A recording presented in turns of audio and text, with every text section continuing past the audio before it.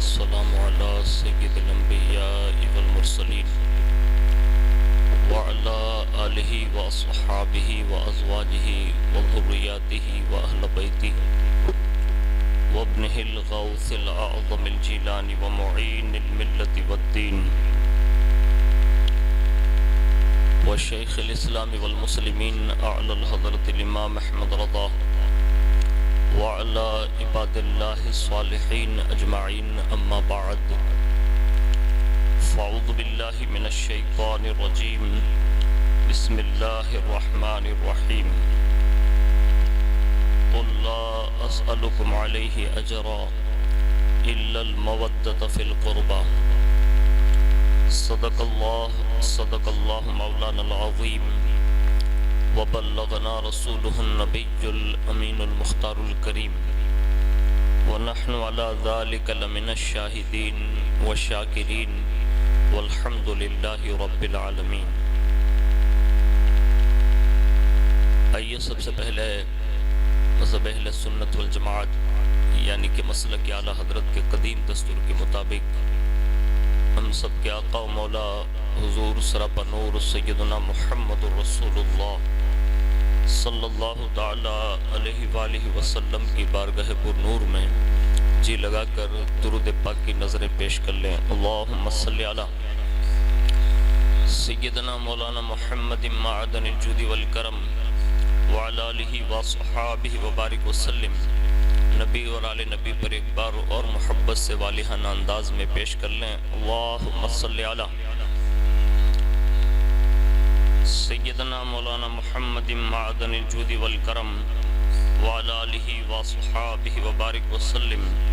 صلاۃ و سلام علیک یا رسول اللہ صلی اللہ تعالی علیہ وآلہ وسلم۔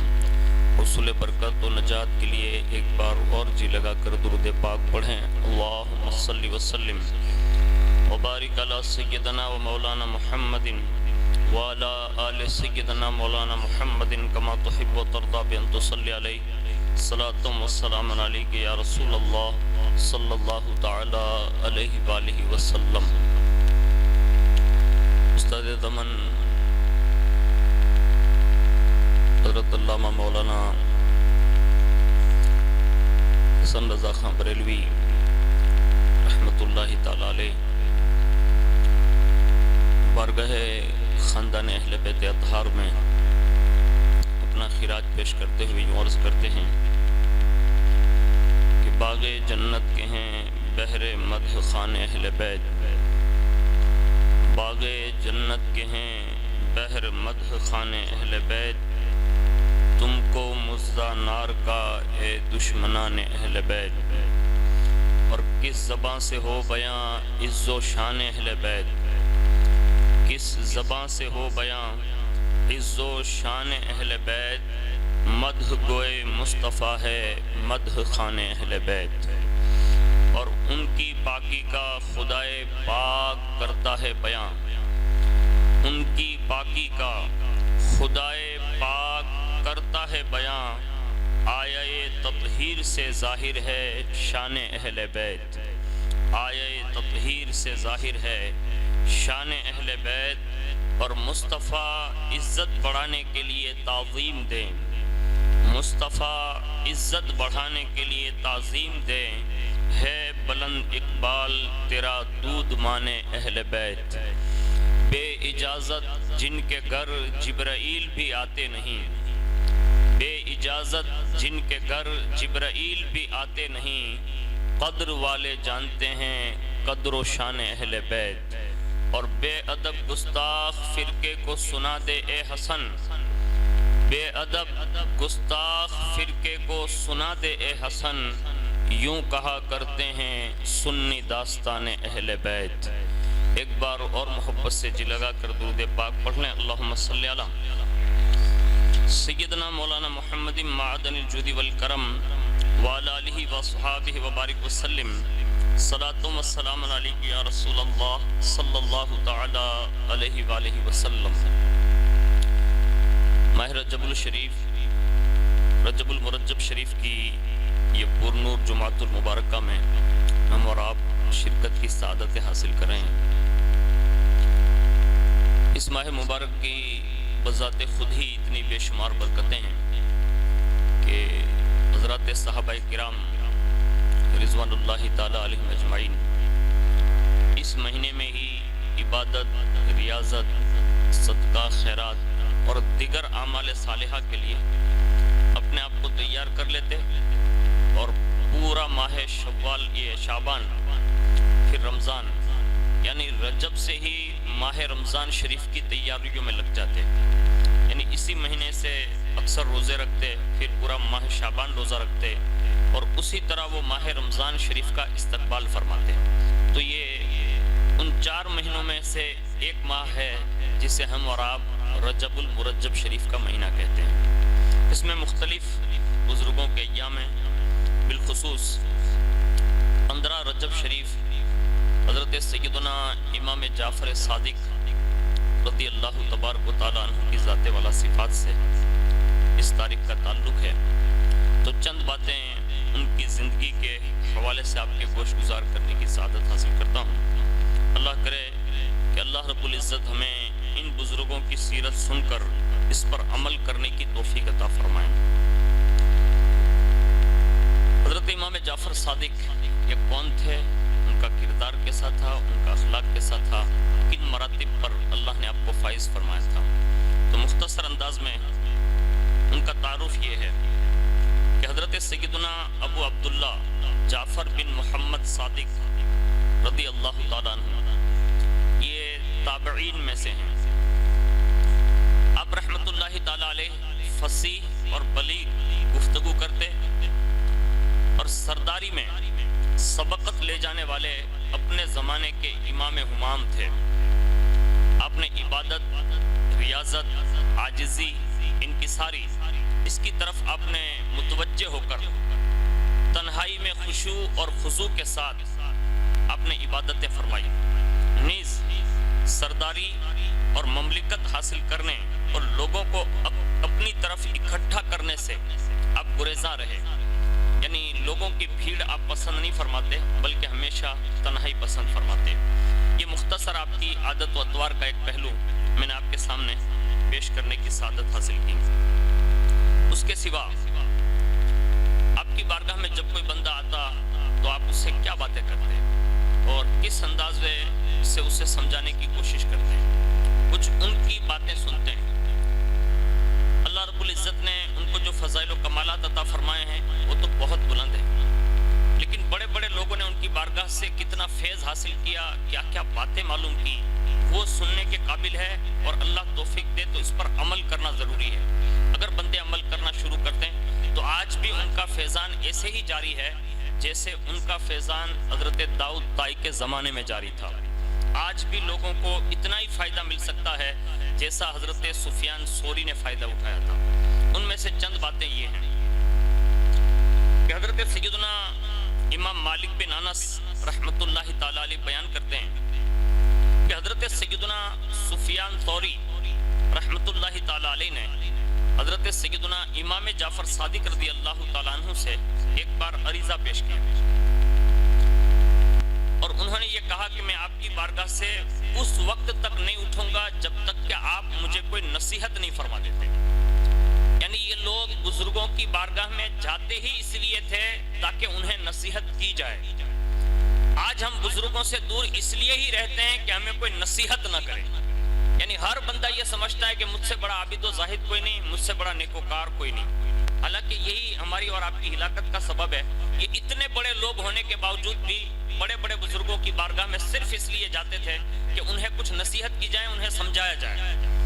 تو اس وقت حضرت امام سفیان ثوری نے کہا کہ میں اس وقت تک نہیں اٹھوں گا جب تک کہ آپ مجھے کوئی نصیحت نہیں کر دیتے۔ آپ نے فرمایا حضرت امام جعفر صادق رضی اللہ تعالی عنہ نے، اے سفیان، میں آپ سے گفتگو کرتا ہوں لیکن زیادہ گفتگو آپ کے لیے اچھی نہیں ہے، یعنی بات کرتا ہوں یہی کافی ہے لیکن زیادہ باتیں آپ کے لیے اچھی نہیں ہیں۔ لیکن جب آپ نے یہ عہد کر ہی لیا ہے کہ بغیر میری نصیحت کے آپ یہاں سے اٹھیں گے نہیں، تو صرف 3 باتیں میری یاد رکھنا اور اس پر عمل کرنا، یہ ارشاد فرمایا۔ اب یہ سننے کے قابل ہے، بہت آسان ہے، اتنا زیادہ ہارڈ بھی نہیں ہے۔ ہم سب اور آپ سب مل کر بھی اس پر عمل کر سکتے ہیں. اتنا آسان نسخہ فرمایا. کہا 3 باتیں بتاتا ہوں اور اس 3 باتوں کو سننے کے بعد تو عمل کرنا یہ تیرے لیے کافی ہے. اب وہ 3 باتیں کیا تھی سنیے. نمبر 1 آپ نے ارشاد فرمایا اللہ تبارک و تعالی جب تجھے کسی نعمت سے نوازے, کوئی نعمت عطا کرے اور تم یہ چاہو کہ وہ چیز ہمیشہ تمہارے پاس رہے, تو فرمایا زیادہ سے زیادہ اللہ کا شکر ادا کرتے رہنا, وہ نعمت کبھی ضائع نہیں ہوگی. یعنی آپ کو جو بھی چیز مل رہی ہے اس پر اللہ کا شکر ادا کرنا, یہ آپ نے ارشاد فرمایا. اور اس پر قرآن کی دلیل یہ دی, آپ نے فرمایا اللہ رب العزت ارشاد فرماتا ہے لَإِن شَكَرْتُمْ لَأَزِيدَنَّكُمْ. ترجمہ کنز الایمان فرمایا اگر احسان مانو گے تو میں تمہیں اور دوں گا. پہلا نسخہ آپ نے یہ ارشاد فرمایا کہ کوئی بھی نعمت ملے ہر وقت اللہ کا شکر ادا کرنا سیکھ لیں. آج ہم اور آپ جو جمعۃ المبارکہ کی ساعتوں میں ماہ رجب شریف کی ان بابرکت ساعتوں میں حاضر ہے نا, تو اس پر بھی اللہ کا شکر ادا کرنا چاہیے. اس کے سوا زندگی کی ہر سانس لینے اور اندر لینے اور باہر نکالنے میں بھی ہمیں اور آپ کو شکر ادا کرنا چاہیے. اللہ کی بہت ساری نعمتیں اللہ نے ہمیں عطا فرمائی ہے, تو شکر ادا کرنا سیکھیں. اور اس کے لیے کوئی بڑی صورت نہیں پڑھنی ہوتی ہے. خالی اگر اللہ توفیق دیں تو کوئی بھی نعمت ملے 2 رکعت پڑھ سکتے ہیں تو 2 رکعت پڑھیں. 2 رکعت نہیں پڑھ سکتے, اتنا وقت نہیں ہے شکرانے کی, تو فرمایا کم از کم شکر کا ایک سجدہ ہی کر لیں. اور فرمایا اگر سجدہ کرنے کا بھی وقت نہیں ہے تو فرمایا سورہ فاتحہ پڑھ لیں. اور اگر سورہ فاتحہ بھی مکمل پڑھنے کی توفیق نہیں ہے تو فرمایا کم از کم الحمدللہ رب العالمین ضرور کہہ لیا کریں. یعنی یہ شکر کے طریقے ہیں. اس کے سوا دوسری بات آپ نے ارشاد فرمائی, اور یہ سب کی ضرورت ہے. یہ اور بات ہے کہ ہم ہر چیز دنیاوی مادی چیزوں پر فوکس کرنے کے عادی ہو گئے, اس لیے ہمیں ان چیزوں سے یقین ہٹنے لگا, ہمارا یقین کمزور ہو گیا. ورنہ یہ بڑے بڑے لوگوں نے نصیحت جو کی نا وہ سننے کے قابل ہے. آپ نے ارشاد فرمایا اگر تمہاری روزی میں تاخیر ہونے لگے, یعنی روزی بند ہو جائے, رزق ملنا بند ہو جائے یا تاخیر ہونے لگے یا روزی کم آنے لگے, اور تم یہ محسوس کرو کہ میرا رزق کم ہو رہا ہے, تو فرمایا اللہ کی بارگاہ میں استغفار کرنا شروع کر دو, توبہ کرو, معافی مانگو. اور اس پر قرآن کی دلیل ارشاد فرمائی کہ اللہ رب العزت ارشاد فرماتا ہے استغفروا ربکم انہ کان غفارا یرسل السماء علیکم مدرارا ویمددکم باموال وبنین ویجعل لکم جنات ویجعل لکم انہارا. فرمایا اپنے رب سے معافی مانگو, بے شک وہ بڑا معاف فرمانے والا ہے. تم پر شراٹے کا مہ یا موسلادھار بارش بھیجے گا اور مال اور بیٹوں سے تمہاری مدد کرے گا اور تمہارے لیے باغ بنا دے گا اور تمہارے لیے نہریں بنا دے گا. یعنی یہ قرآن میں اللہ رب العزت نے استغفار کا جو حکم دیا اور اس کا جو انعام دیا کہ استغفار کرتے رہو گے اللہ تمہاری روزیوں میں برکتیں عطا فرمائے گا. آج ہم اور آپ دیکھیں معافی مانگنے کے لیے کوئی تیار نہیں. اب اتنے سارے لوگ اور میں بھی آپ کے ساتھ آتا ہوں, ہر 8 دن پہ ایک بار جمع ہوتے ہیں. اپنے آپ سے پوچھیں, میں نہیں پوچھ رہا, اپنے آپ سے میں پوچھتا ہوں, آپ اپنے آپ سے پوچھیں, صحیح صحیح بتانا. 8 دن میں یہاں آتے ہیں, ہم میں سے کوئی سچی توبہ کر کے جاتا ہے؟ میرے خیال سے کوئی نہیں جاتا. جتنے بھی داڑھی مونڈے لوگ آئے ہیں وہ سب داڑھی منڈانے سے توبہ نہیں کرتے. جو 5 وقت کے نمازی نہیں ہیں وہ 5 وقت کی نماز پڑھنے کے حوالے سے یہ توفیق نہیں ملتی کہ جمعہ کے دن آیا ہوں, کم از کم یہ قبولیت کا وقت ہے, لاؤ نا آج سے یہ توبہ کر کے جاؤں کہ آج سے بے نمازی نہیں رہوں گا, نمازی بن کے جاؤں گا. یعنی جو بھی گناہ ہوتے ہیں کوئی بندہ الا ماشاءاللہ ایسی ساعتوں میں بھی گناہوں سے توبہ نہیں کرتا, استغفار نہیں کرتا. یعنی امت استغفار سے دور ہو گئی. اور صحابہ کا تو طریقہ یہ تھا کہ ایک ہی چیز زیادہ تر انہوں نے مانگی کہ اللہ بخش دے بس, اور جس کی مغفرت کر دی گئی وہ سب سے بڑا کامیاب ہو گیا. آج ہم وہ محنت کب کرتے معلوم ہے؟ جارت میں, چہلم میں اور برسی میں, فاتح میں. یعنی یہ 4 اسٹینڈ رہ گئے ہمارے پاس بخشش کروانے کے, ورنہ اتنا جلدی کوئی قبرستان بھی نہیں جاتا. میں نے ایک کبھی گاؤں کا نام سنا, میں گاؤں کا نام بھول گیا ہوں, لیکن انہوں نے یہ بات بتائی کہ ہمارے یہاں یہ عادت ہے, ہاں ججیری کر کے ایک گاؤں ہے جو سریندر نگر کے پاس ہے, وہاں جمعہ کی نماز کے فوری بعد, یعنی جیسے جمعہ ختم ہوئی سارے کے سارے مقتدی مل کر امام صاحب کے ساتھ قبرستان تک جاتے ہیں. آج بھی گجرات کا یہ دیہات ہے, چھوٹا سا گاؤں ہے, اور کن کا ہے معلوم ہے؟ یہ جت لوگوں کا گاؤں ہے. یعنی آج تو ہم لوگ اپنی ذاتوں پر فخر کرنا نہیں بھولتے کہ میں تو فلانا ہوں, میں تو ڈھکنا ہوں, پوچھ رہا ہوں, لیکن تم کچھ نہیں ہو, قبرستان تو جاتے ہی نہیں ہو, تم فخر کس بات پر کر رہے ہو؟ یعنی یہ جت برادری ہو کر بھی وہاں تک جا رہی ہے. آج ہم نے یہ چیز بھلا دی, خالی زیارت پڑھا لی, چہلم پڑھا لیا, برسی کا فاتحہ دے دیا, پھر ہر شعبان کی 15 تاریخ کو مجموعی طور پر فاتحہ دے دیا, ہم نے سمجھ لیا کہ ہمارا مردہ بخشا گیا. اتنا آسان نہیں ہے وہاں بخشوانا. ارے کروڑ پتی دیکروں کا پولیس میں ہلوائی جائے نا تو بڑنا گڑا بدھا لانبا دی جائے. یعنی آٹا پھیرا کرتا کرتا اپنے مشکلات میں پڑی جائیے. એટલા વકીલના દરના ઠેલા ખાઈ, પોલીસને રિશ્વત દઈ, જજને પટાવી, ત્યારે જઈને આ દુનિયાની કોર્ટમાંથી માણસ બહાર નીકળે છે. મારા ભાઈ, આ કબ્રની પોઝિશન જે આપણે વિચાર કરીએ ને કે 3 જ સવાલ થશે. નહીં, 7 મહિના સુધી રિમાન્ડ માંગે અહીંયા ફરિશ્તા. કેટલા મહિના? 7 મહિના સુધી અહીંયા સટ્ટાકા જ બોલે, બીજું કાંઈ નહીં. કે આ આવ્યો છે ને કે આને જિંદગી ભરના હિસાબ કિતાબમાં 7 મહિના સુધી હલવાડી રાખો. હવે 7 મહિના તમે ને અમે કબ્રની અંદર હું કરશું નહીં તો અલ્લાહ જ બહેતર કરે. તો ये तौबा का वक्त है. अभी आप बैठे ना, ये तौबा कर लेनी चाहिए, अल्लाह की बारगाह में इस्तिग़फ़ार करना चाहिए.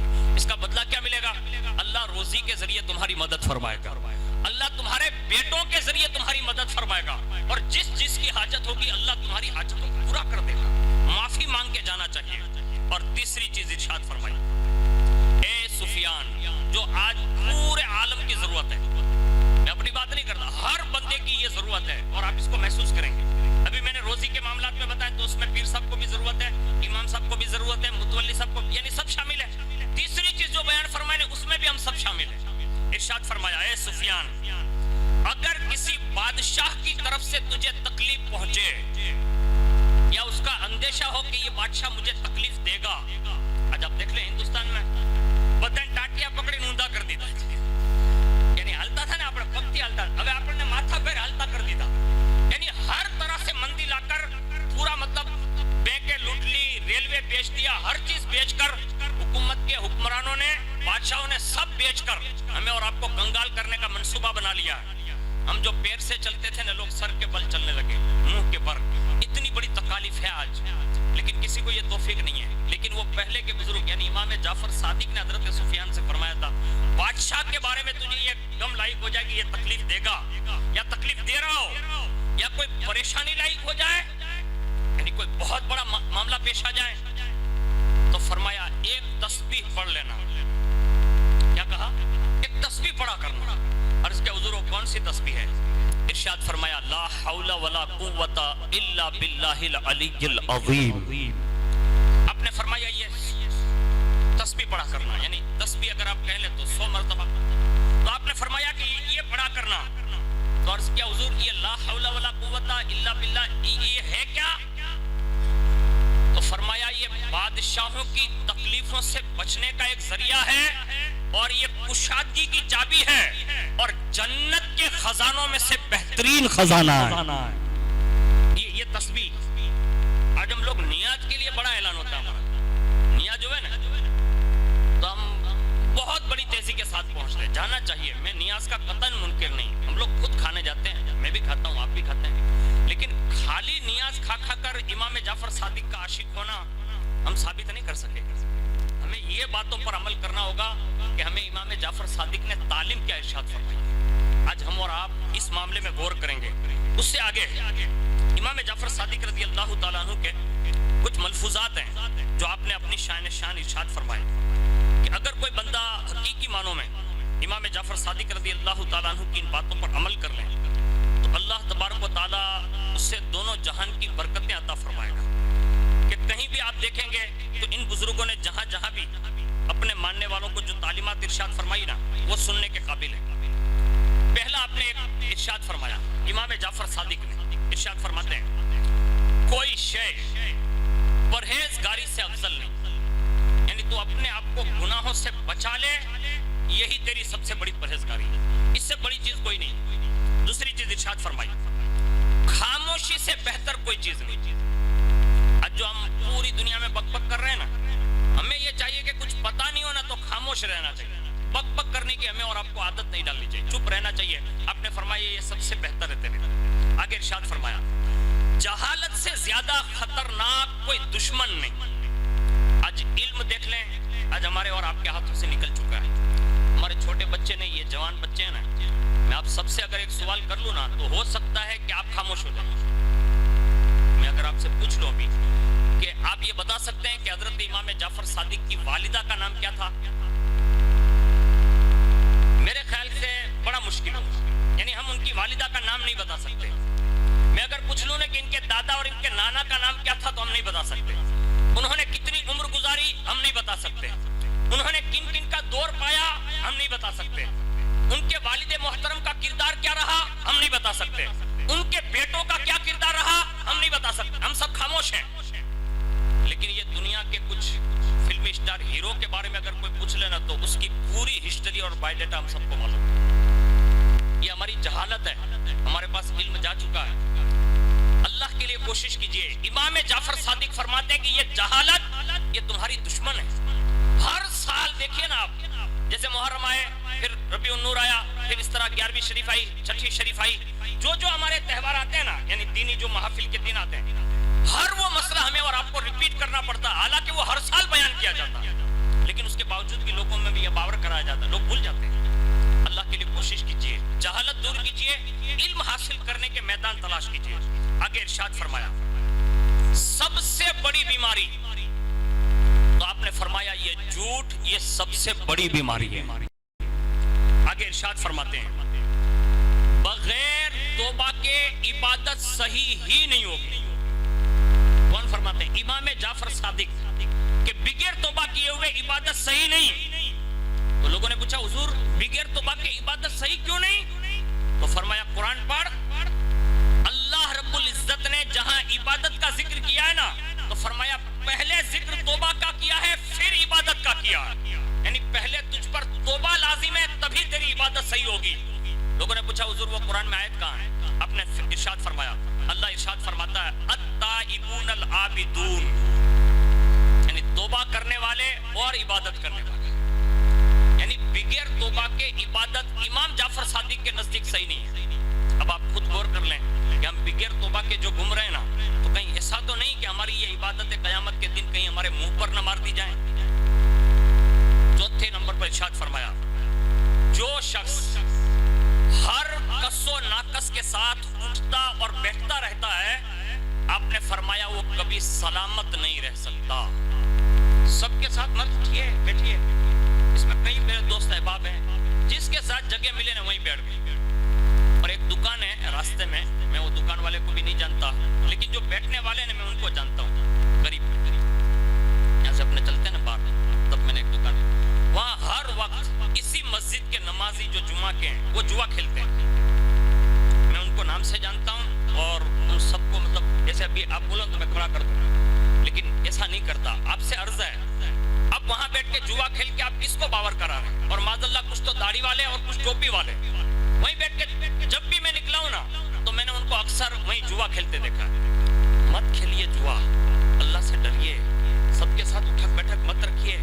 آپ اچھے لوگوں کو تلاش کیجئے. اگر کوئی نہیں ملتا نا اچھا آپ کی نظر کے مطابق, تو کم از کم کسی مزار شریف پر 5 سیکنڈ ہی بیٹھ جائیے.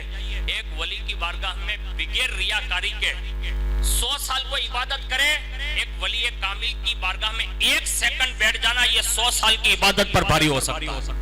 اب کس کے ساتھ بیٹھ رہے ہیں؟ امام جعفر صادق فرماتے ہیں آپ سلامت نہیں رہیں گے اگر سب کے ساتھ اٹھنا بیٹھنا شروع کیا تو. آگے ارشاد فرماتے ہیں جو شخص برے راستے پر رہے گا, تو فرمایا وہ راستے پر بیٹھنے کی وجہ سے وہ تہمت دار بنے گا, یعنی اس پر تہمت لگے گی. آپ نے ارشاد فرمایا کہ اپنی زبان کو قابو میں رکھو ورنہ پریشانی کا سامنا ہوگا. اور ارشاد فرمایا 5 آدمیوں سے ہمیشہ دوری اختیار کر لینا, کبھی ان کے پاس مت جانا. اب وہ 5 آدمی کون سے ہیں سنیے. ارشاد فرمایا جھوٹے سے ہمیشہ دور رہنا, کیونکہ یہ تجھے کبھی بھی دھوکے میں ڈال سکتا ہے. دوسرا ارشاد فرمایا بے وقوف آدمی سے دور رہنا, اس لیے کہ وہ پہنچائے گا, فائدہ پہنچانے کی کوشش تو کرے گا لیکن پہنچا دے گا نقصان. بے وقوف سے دوستی مت کرنا. آگے ارشاد فرمایا بخیل کنجوس مکھی چوس سے دور رہنا, اس لیے کہ وہ اپنے معمولی سے نفع کے خاطر تمہارا بہت بڑا نقصان کر دے گا۔ 5ویں نمبر، چوتھے نمبر پر ارشاد فرمایا بزدل سے دور رہنا، اس لیے کہ وہ آڑے وقت میں تمہیں ہلاکت میں ڈال کر چھوڑ کر چلا جائے گا۔ بزدلوں سے بھی دوستی نہ کرنا، دلیروں اس سے دوستانہ تعلق جوڑنا۔ 5ویں نمبر پر ارشاد فرمایا بد عملی سے جو تمہیں ایک نوالے پر بیچ ڈالے گا اور اس سے کمتر کی امید رکھے گا، ایسے بندے سے ہمیں اور آپ کو دور رہنے کا، یعنی بد عمل سے ہمیں دور رہنے کا حکم دیا۔ ہمیں اور آپ کو چاہیے کہ اچھے لوگوں کو تلاش کرے، جو کم از کم ایسا تو ضرور ہو کہ وہ 5 وقت کا نمازی ہو، چہرے پر سنت رسول ہو، اور کم از کم وہ حلال روزی کماتا ہو اور وہ جھوٹ نہ بولتا ہو۔ ایسے لوگوں کے قریب اٹھیے بیٹھیے، ورنہ یہ کہیں ہماری اور آپ کی تباہی کا سبب نہ بن جائیں۔ اللہ سے دعا کرتا ہوں اللہ تبارک و تعالی مجھے آپ کو سب کو امام جعفر صادق رضی اللہ تعالیٰ عنہ کی ان تعلیمات پر عمل کی توفیق عطا فرمائیں۔ آمین یا رب العالمین برحمتک یا ارحم الراحمین۔